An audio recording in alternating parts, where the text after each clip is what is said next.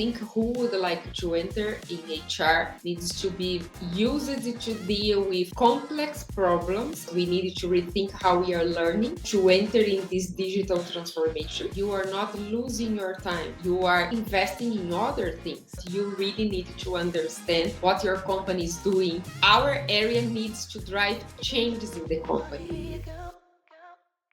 Sandra, let's start. You know what I think it's always good to understand. It's you today you have a global position, a global scope with a company we all know very well, which is 3M.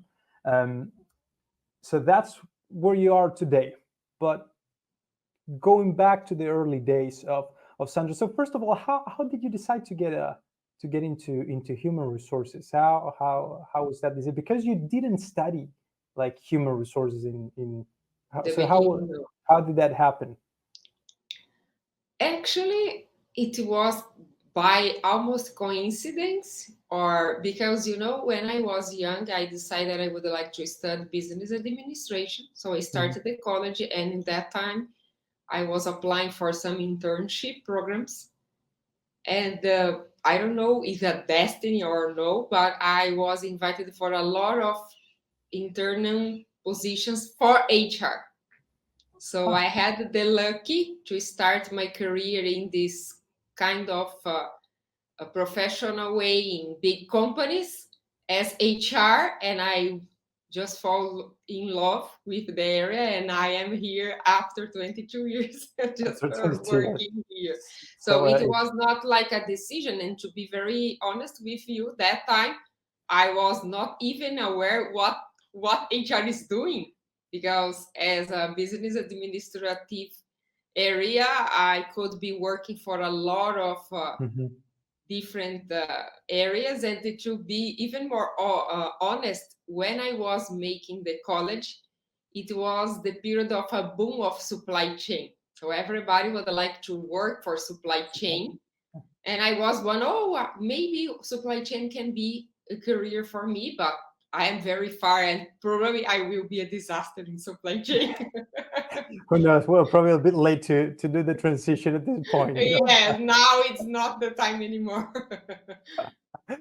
So okay, so that's how you started there, and you mentioned that you at the time you didn't even know what HR was really what they did, and I think that many people have a wrong assumption of what HR is or what's the function of HR in a business. Probably people think that it's the one that approve vacations, or you go to when you have problems, or the Or one that make gets promotions for or, everybody. or make promotions or hire or fire, right? But what is really the role of HR in a business? I see. So in these 22 years, for sure, my area has been improving, increasing the level of empowerment and changing a lot. Because, first of all, as a HR professional, I really believe that we exist to try to balance the efforts between the strategy of the company and the workforce. Hmm. And 2 decades ago, for sure, we were in a different situation in terms of the business atmosphere. I have a very clear view how we can contribute, and I am a very big defensor of HR needs to be seen as a business partner for sure. And I believe that we need to start our initiatives in HR knowing very well the needs of the company and the business. I think is nowadays even more necessary that we can deep dive in the strategy of the company to try to set up better HR engagement strategies. So I really believe that we are in between. Hmm. I think we are always trying to balance how we can help the company to achieve the results using people, using in a positive way. I mean, engaging them, creating a sense of purpose and vision for them to be delivering the results, and for sure having some kind of pleasure as well, meaning that they can develop themselves, they can be enjoying what they are doing. I think this is in the essence of our function, and for sure we have several different topics that we need to deal. And I've been realized that in the last 3 years, maybe because COVID, Hmm. a lot of things that I used to know doesn't work anymore, and I needed just to learn again and create a different strategy because it's completely different scenario that we are living. Like what, for example? What are some of those things that you know do not So work now that used to work before? I can give you one more generic and an example. Yeah. We have been talking a lot about engagement, what engage people. And I Hmm. really believe that if we can make a screening about the last 3 4 years, I can tell that I don't know anymore what really connects people, because I think we were used with some ways of working, and because COVID, because the technology and some headwinds that we are facing, kind of now we have an environment again that we have war, we have inflation all around the world that sometimes was something just be facing in not developed countries, for example. So all this kind of complexity, or even the speed of the world, has been changing the human behavior.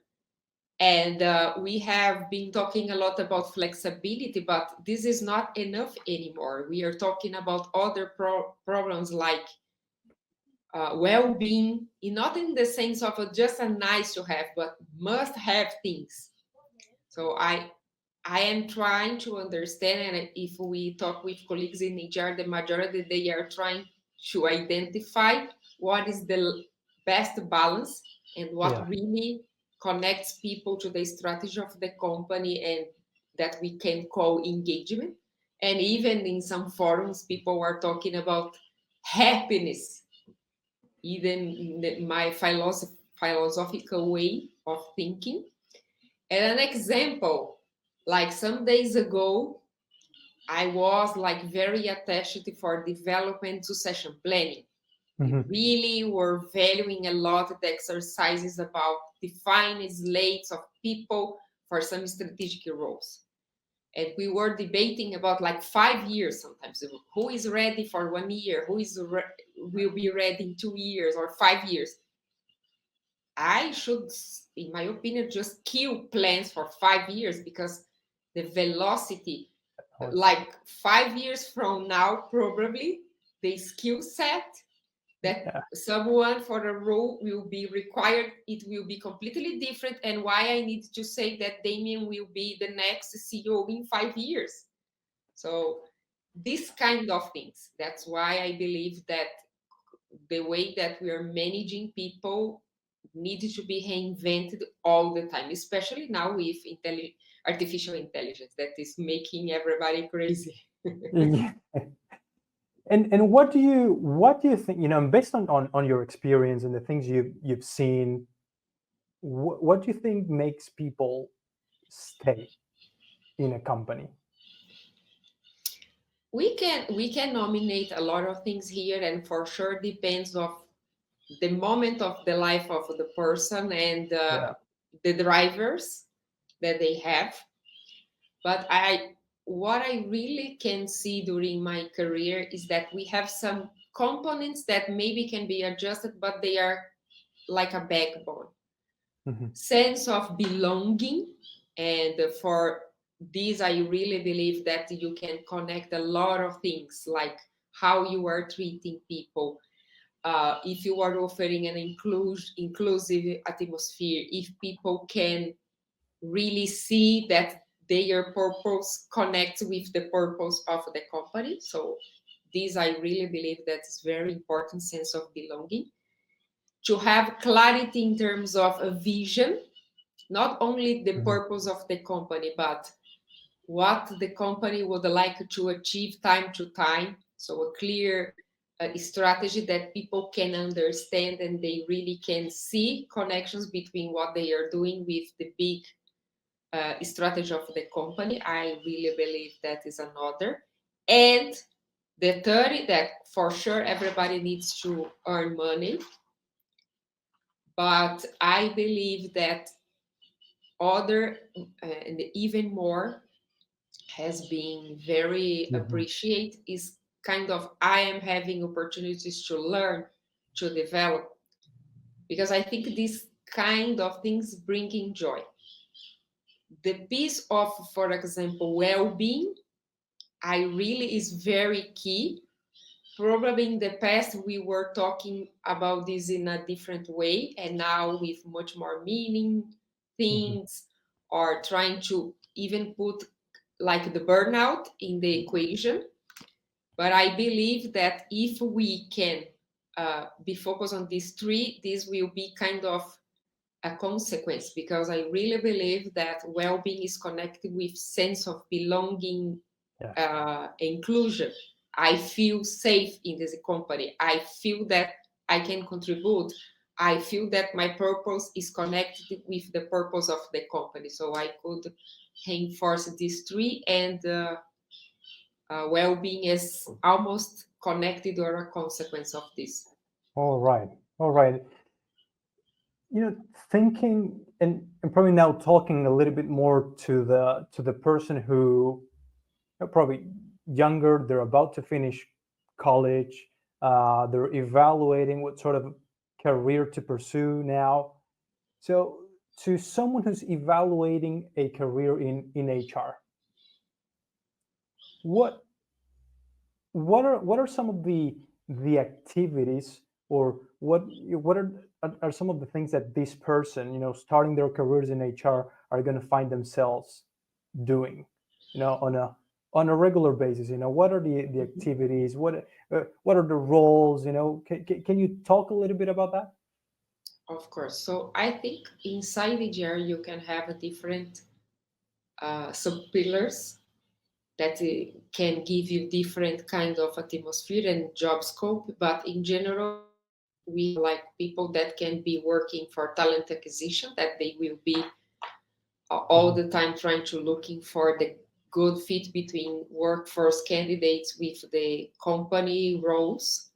You can have people thinking about the strategies of developing workforce, and I think this area will increase a lot because we need to rethink how we are learning with artificial intelligence, and how we can escalate, and even how we can help people to enter in this digital transformation.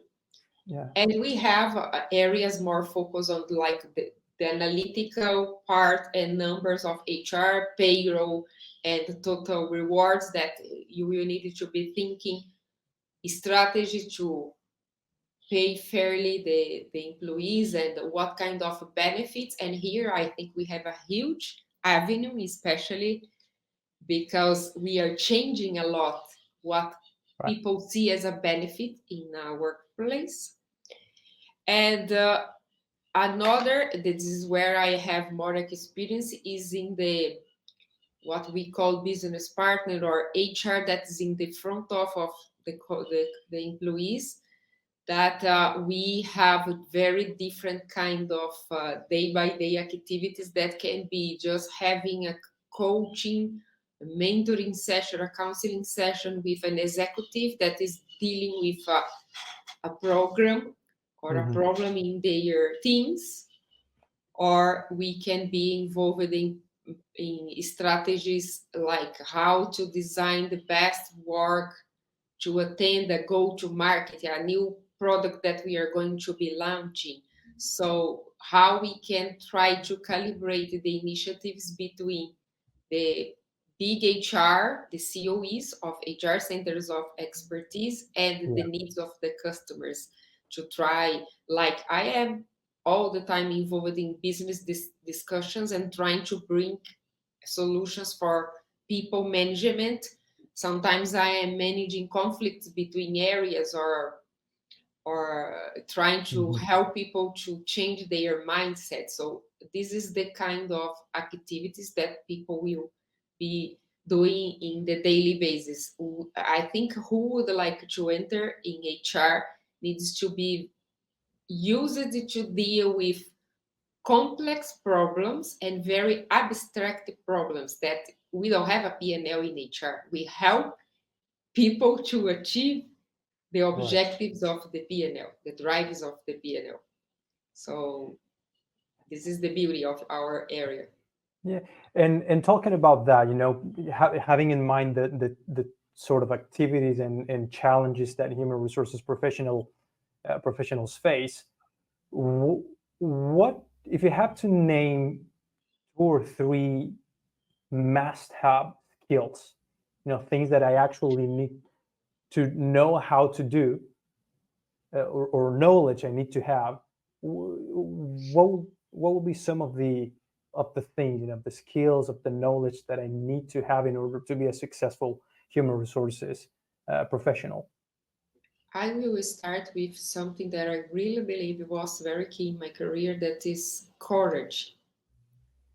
I really I am pointing this because I really believe HR needs to be the area that is raising the Hmm. points that maybe are taboos in the organization, or maybe no one has enough courage to say it. Just talking about the challenge of diversity and inclusion, for example, to try to kill some kind of prejudice or taboos, or trying to change the mindset, especially because the world is changing a lot, and you need just to be the area saying, guys, you need to develop yourself, you need to change your mindset all the time to try to be updated with skills or knowledge all the time. So courage, to be very, very curious enough to understand the business. And I'm not Hmm. saying, oh, you need to understand all the nuances and all the details, because you're not going to be a salesperson or a manufacturing person, but you really need to understand what your company is doing, what is the main goals, and you need to know how to use the same language of your customer, meaning different stakeholders inside the company. Something that we are learning, I think this is not only for HR, but HR has been required more Hmm. to learn, is how we can deal with data and information.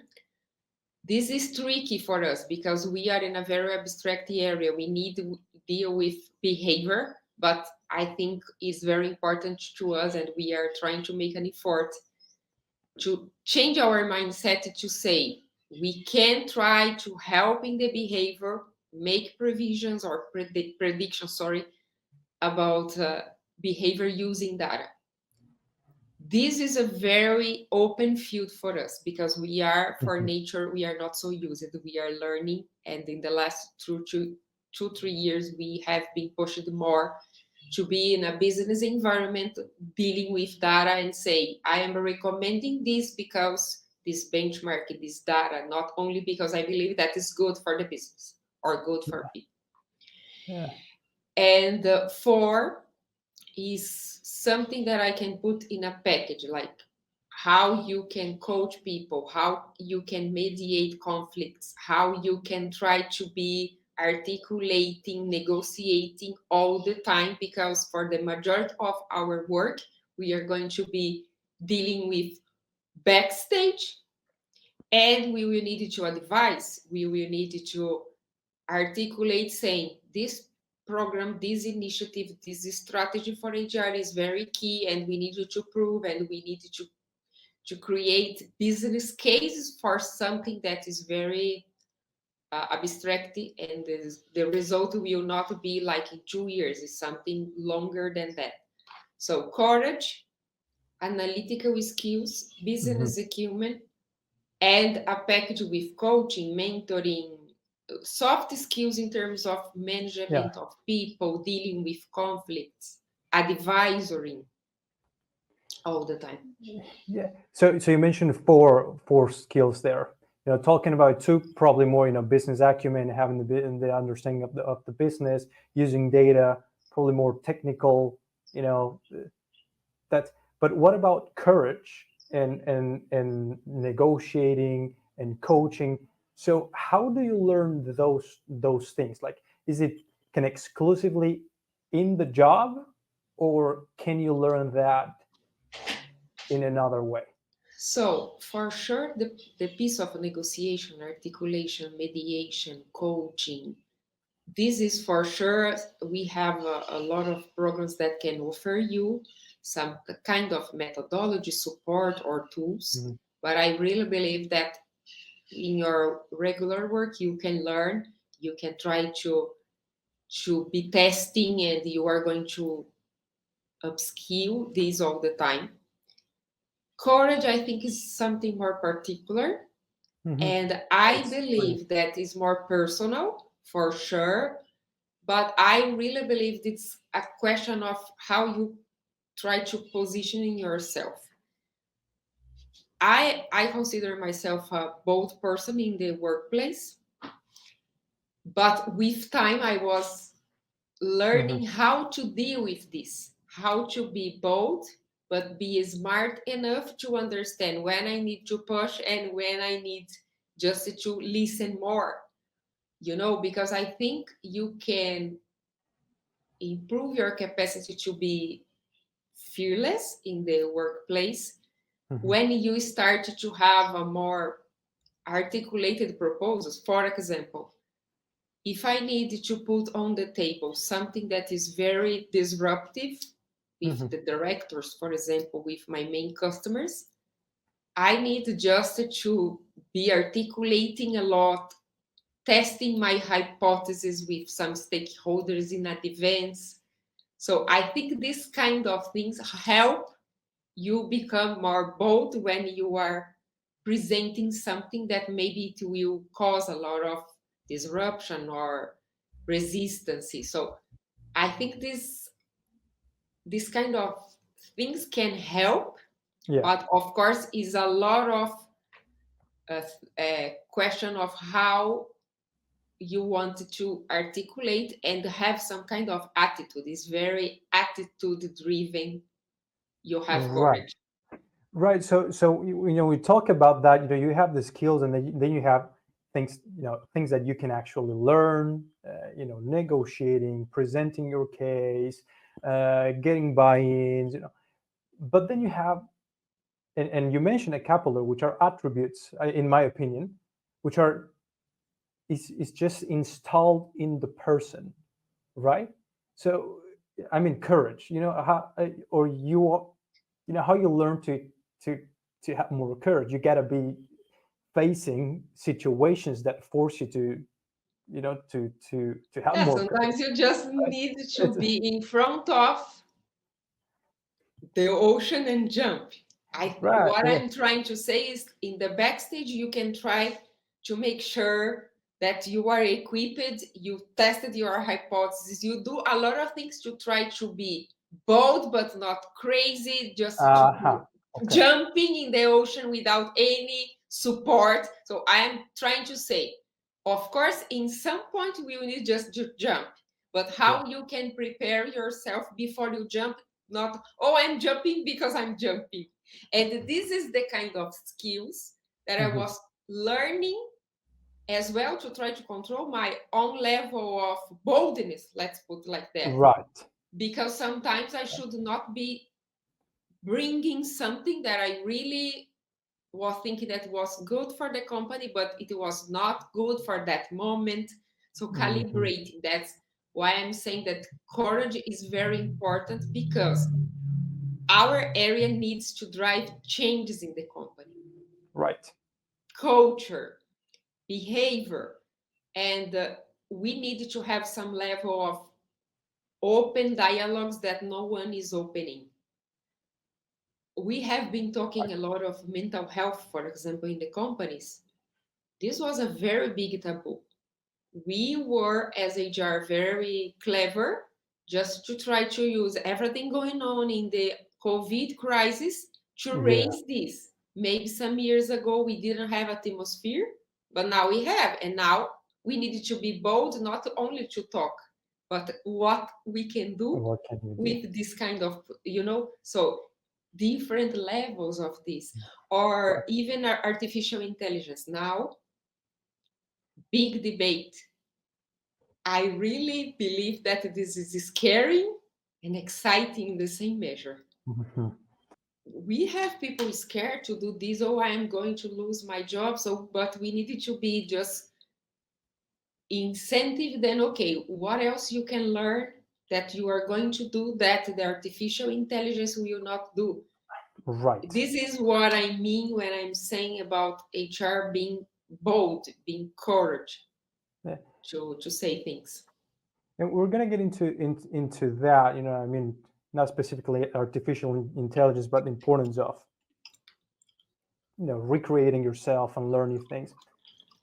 But Sandra, do you think that there's a like a personality type that makes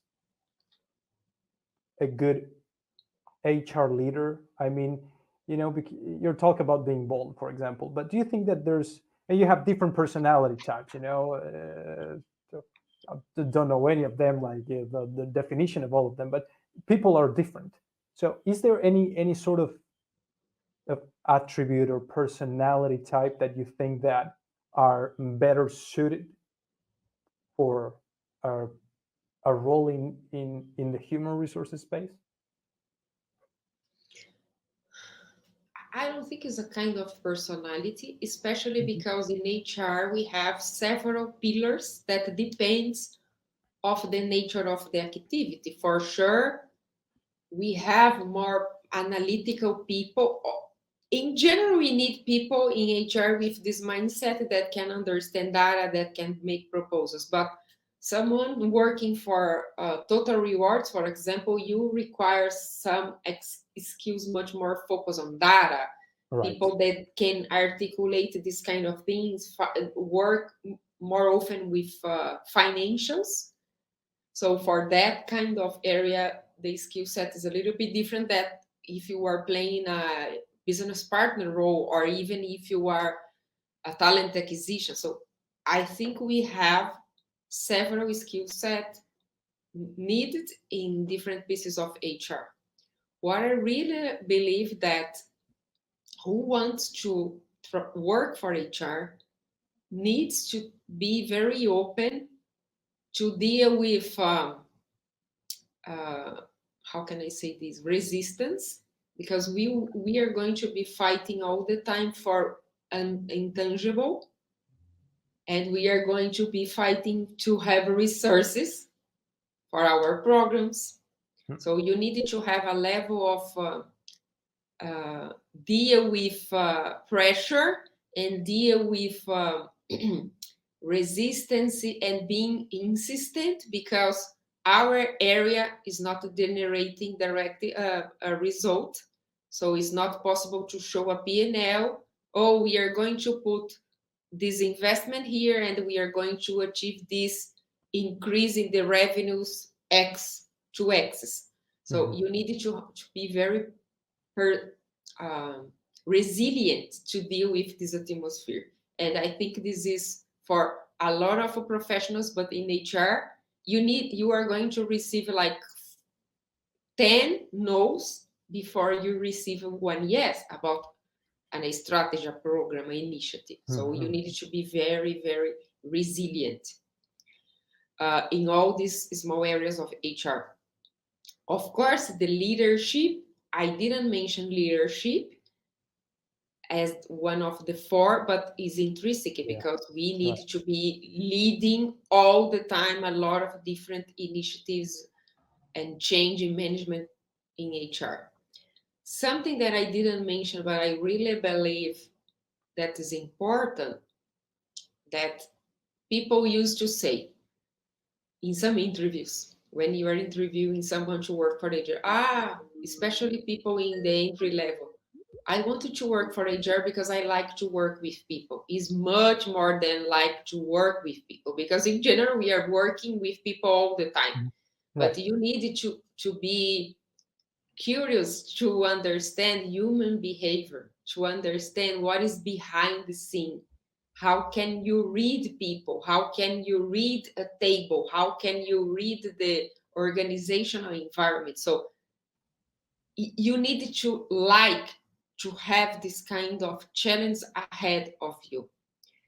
Uh, of course, I think with time to time, HR has developed this more professional atmosphere, Hmm. but we can see a lot of good examples of people that they were working for business or working for different functions, and they have become very good professionals in HR because they could understand the reality of the company and put in practice the soft skills, the kind of soft skills that I am mentioning here that I really believe is key for a HR professional.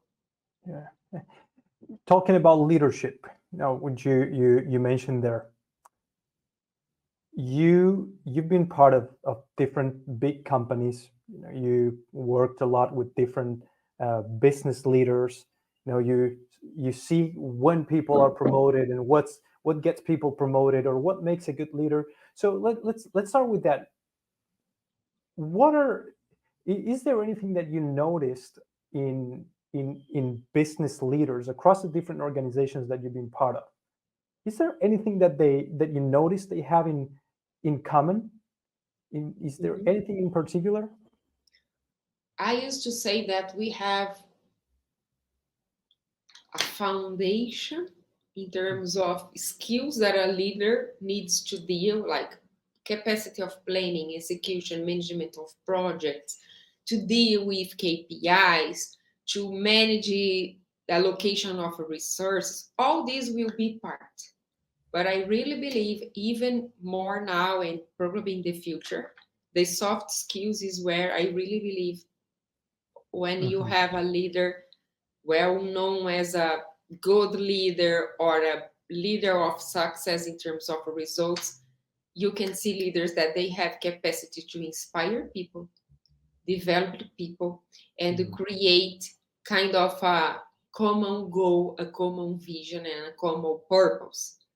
So this is all related to human being attitude.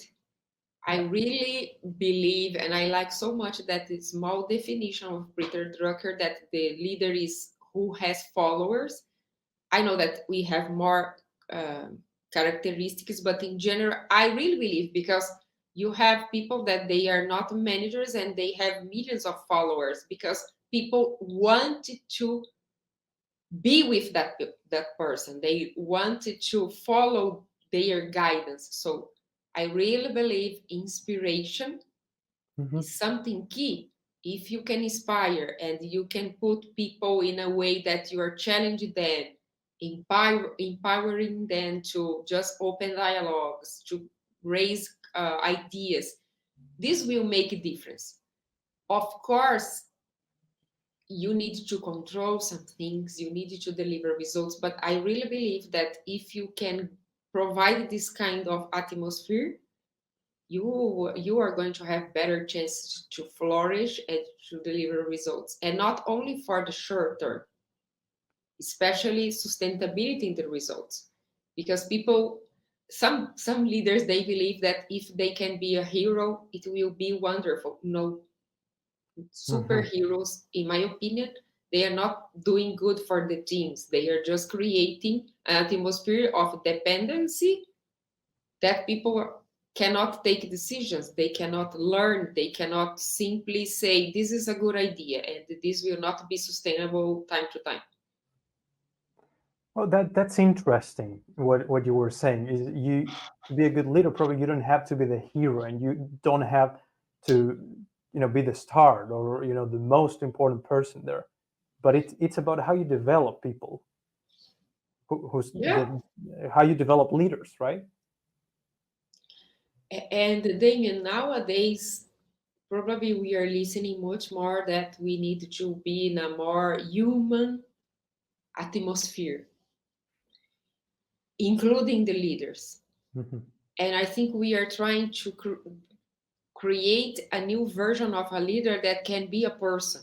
Because sometimes we were just creating a hero because the leader would like to be a hero, or not open a space for them to say, I don't know, I don't have Right. any clue how to solve this.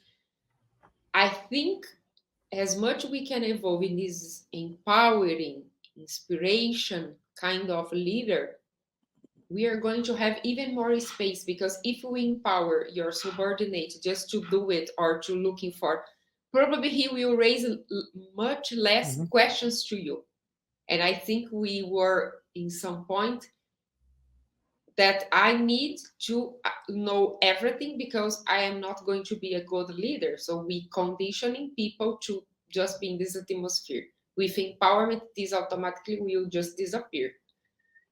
And people will be happy, because I think this is makes a lot of uh, you asked me about retention, how people stay.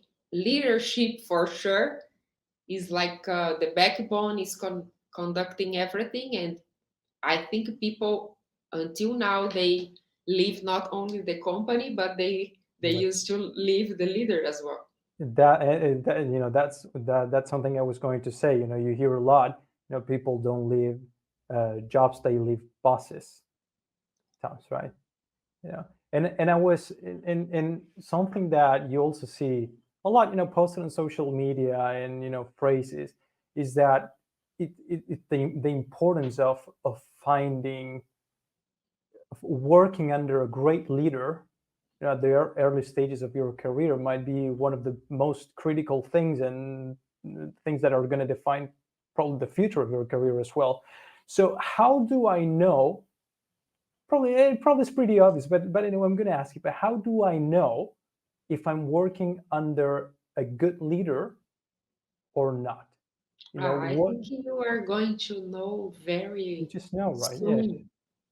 I think you are going to know very soon, because you are going to see that person. I like to work with this person. I wanted to work with this person, for this person. This person is delivering things positive for me as well.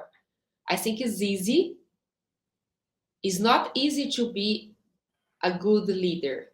I Mhm. mean, when I say easy is because you can have a very good intention, but you will need to work hard to be, because it will take your time Yeah. to be developing the others. But if you can realize that you are not losing your time, you are investing time to develop your team, probably the result will come, and you are going to have more time after some period of time to be investing in other things. But takes time, uh, and it takes again courage, because you needed to say, I don't know how to deal with this. And nowadays, I think the leaders, they are facing some different challenges as well. Mhm. We are talking a lot about mental health, burnout. This is a new challenge that just emerged in the company, but we are learning how to deal with this. It's more than just have offered a safe space. We are far from just say I am in therapy, for example. I think the leaders, this is the kind of challenge that us as HR we are facing now. How we can equip leaders to deal with this kind of things that is not so simple to deal. Or leaders, they need to be in a very empathetic mindset, but they need to know what exactly they can do to try to balance a good atmosphere for that employee to be dealing with the challenge, but the day by day activities that never stops. Yeah. And you mentioned burnout there. Do you think that people get burnout when they do a lot of something they like? This is a very tricky question. Um, I really believe that when you are doing what you like most, Mhm. is easier, because you are connecting your purpose of life with the purpose of the company you like, or you believe that you are making change in the world, or you are doing good. For sure, this is a very good and critical point to try to create happiness or pleasure at the work. But people can be very overwhelmed because we have been doing so much things in general. The challenge that we are facing in general in the market are very huge. So if I believe even if someone is doing something that is a passion, depending the level of the stress, because it's not only what you like to do in each Yeah. atmosphere you are. And I really believe that the burnout has been increased because we are talking more freely about. And it's not only the work that has been causing this. I think it's another stigma that we created because we have so many challenges in the world in general, in a global scale. So this can be putting together all and your Mhm. different roles that you need to play as a father, as a mother, as a spouse, as an employee, or to be do the interacting with your family, with your friends. So all this kind of overwhelming atmosphere can just be another drop in the pot to someone be in a burnout. So Right. Right. So it's a but you as a leader, from the company side, you cannot control, many things. You're talking about, you need to feel that you're, making a difference in the world. Depending on the job you're doing, but it probably is pretty hard to, feel that you're making a difference in the world when you're, updating a spreadsheet or, you know, exactly. but and I think maybe the challenge is how do you give purpose to the task or the job that person is doing, but showing how that contributes to an overall uh, strategy, an overall goal. Probably that's the challenge, or why, if you do this the right way, you're then going to get this and then you're going to get that, and that probably gets people more excited about what they're doing today, because they know that if I do this right, maybe tomorrow I'm going to be doing this that I really like, or maybe I'm going to do this that I also really like. Right? So I think a little bit of that is the challenge of how you show people the bigger picture, and what they are doing at the moment can take them to the next level and the next one and the next one. Because I think it's my opinion that if you have people that they feel like they're moving forward and they're making progress, like that's good. That's going to keep them in. That's going to keep them motivated, engaged as well. Well, that's my opinion, but No, yeah. I really agree with you. The only point that I would like to add is I see two sides. I really see that the leader, they need to be constantly thinking how they can leverage opportunities in terms of development, not only career progression or promotions, but people feel that they are following their purpose or they are happy. But there is a need as well from the person to looking for this as well. Of Mhm. course, we are not going to wake up in a Monday morning and say, I'm going to fill this spreadsheet because this is my Oh, purpose. It's impossible. But it's much more to see the big picture and how I can suggest things, how I can connect, because I do believe in sense of protagonism about everything, career, life, work, your role in the society, because I really believe that people sometimes they can be just be waiting for the leader, for the HR, for the company. So we need to balance, and I think a good leader helps a lot people to realize this, that I can help you, I can support you, but it is in your hands as well. yeah, it's your career. Your career. It's your career. Yeah, you take care of it. We help you, but you drive that. Yeah. Exactly. Sandra, you're probably running out of time in a few minutes. Have just two more questions.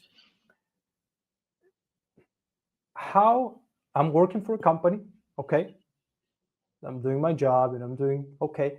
What, and again, in your experience, what makes people, stand out, and what makes people stand out and be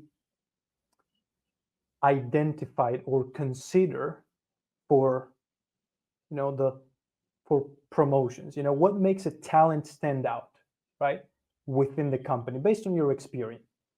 What are the kind of There is the no elements of that? secret sauce for sure. Depends of a lot of different points, but I really believe that the sense of protagonism about anything, your career, your progression, how you can be very protagonist, advocating about yourself, Mm-hmm. showing, sorry, your skills in the company. I used to say that some level of self advertisement is very beneficial and healthy. So you Mm-hmm. need to be vocal about what you want, what you can do. Of course, consistent results. You cannot be just making advertisements, but the result is not there. Nothing to show, yeah. But I appreciate people that can be advocating by themselves. Of course, consistency in terms of speech and results and resilience. Kind of, I'm performing well, I'm showing this consistency, and especially consistency between not only the results but my behavior, Mm-hmm. because I think the companies really appreciate when you have people behaving in a certain way that trying to help the company to grow.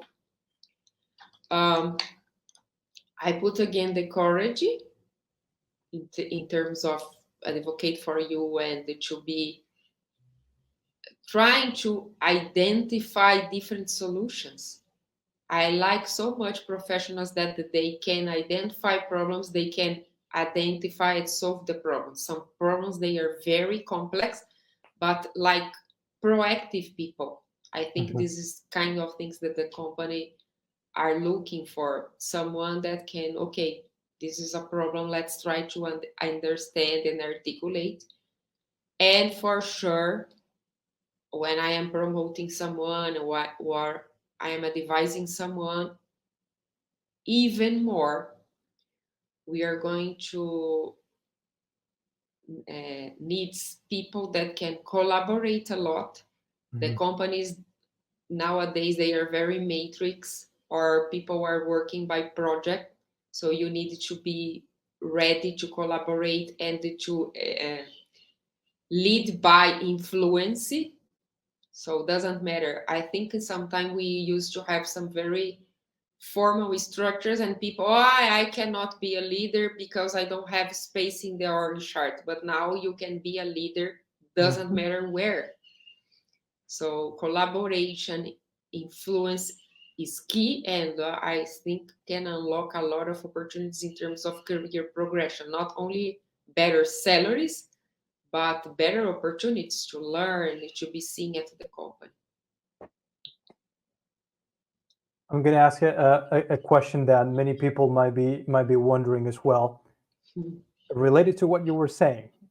It's the promotion side. Promoting what you do, promoting. How do I do that without seeming arrogant or full of pride?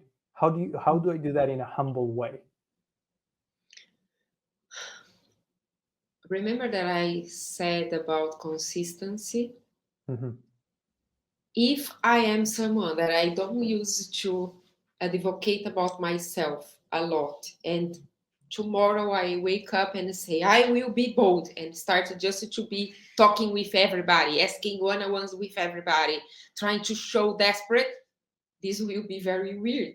Probably it will be seen or silly, or someone is being very arrogant. So Mm-hmm. I think you need to build this time to time. It's kind of networking that you cannot be doing network just when you are looking for a job, for example. Ah, okay, right. Some people they I need to talk with everybody just because I'm looking at another job, but when I have a good job, I forget about everybody. Yeah. The same, I think it is related to career. You need to build kind of as a Lego, your career, being consistent and trying to create this internal network in the company that you are working for or in the ecosystem that you are used to be playing. Because you need to be sometimes being bold when the opportunity appears, but this needs to be very balanced. I really believe everything that we can do for our career needs to be in a balance.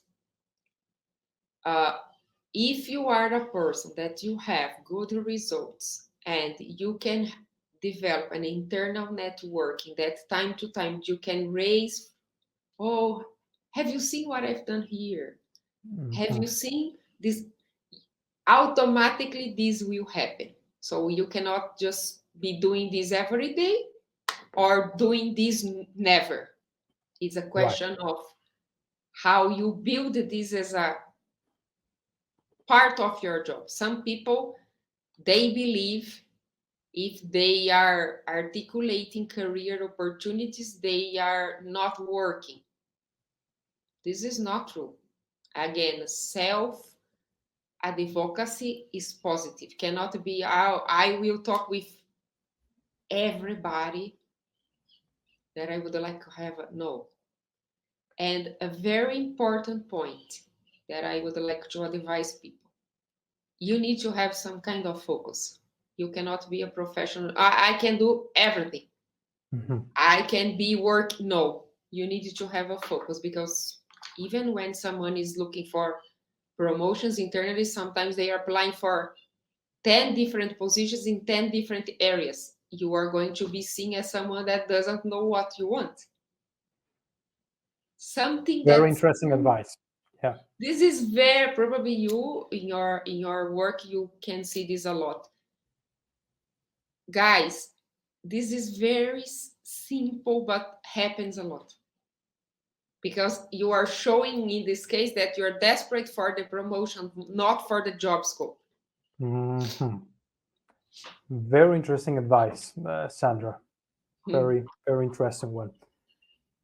Well, I'll let you go with one last question, and then you're free. Hmm. If you had to go back in time, and go to the 20-year-old Sandra, out of college, knowing what you know now about how your career has been, what advice would you give that 20-year-old Sandra that will make your life better, your life easier? I mean, from a career standpoint. I could, I've learned a lot, so a lot of things I will do different. Two points maybe.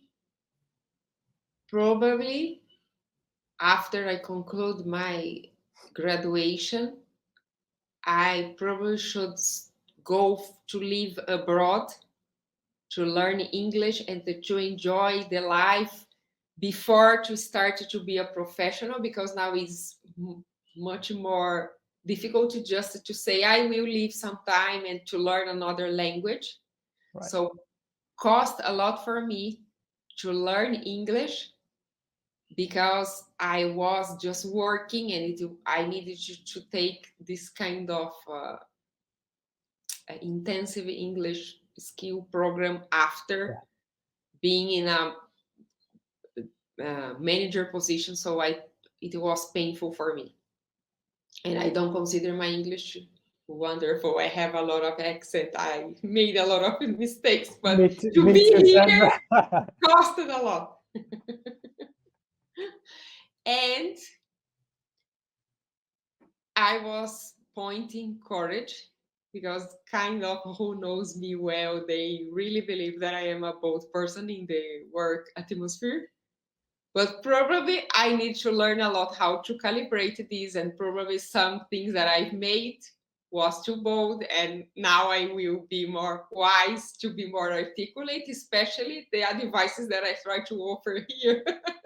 how you can Yeah. articulate the things that I said about articulate before jump. Probably Sandra with 30 years old was just jumping. That's it. So these two Okay. I could point All right. fast. All right. Sandra, it's been really a pleasure to have you here. Thanks for being open to participating. Learn a lot from you, and we'll hope to keep in touch and continue this discussion soon another time. Thanks a lot for inviting me. I enjoy a lot. Yeah, It me was a too. pleasure. Thank you a lot.